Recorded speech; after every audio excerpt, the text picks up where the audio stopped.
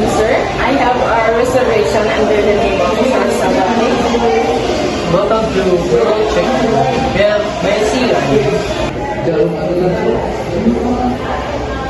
Thank you.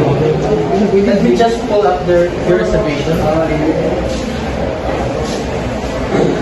Yes, here it is. A single room for 2 nights. Would you prefer smoking or non-smoking? Non-smoking, please. Perfect. Your room number is 214. Here's your key card. Breakfast is included and served from 7 a.m. to 10 a.m. in the dining room. The Wi-Fi password is on the back of your key card. Is there anything else I can do? No, I think that's everything. Thank you.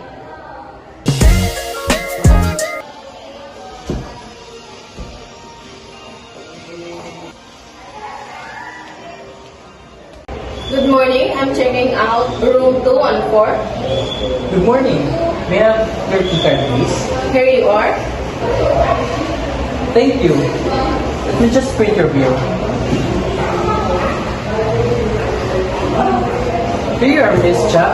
Please review to ensure everything is correct. Yes, this looks fine. Would you like to pay cash or card? Card, please. Certainly. Your total amount is $4.99. Thank you for staying with us. We will treat you. You enjoy your stay. I did. Thank you. We appreciate your business and hope to see you again soon. Have a good trip. Thank you.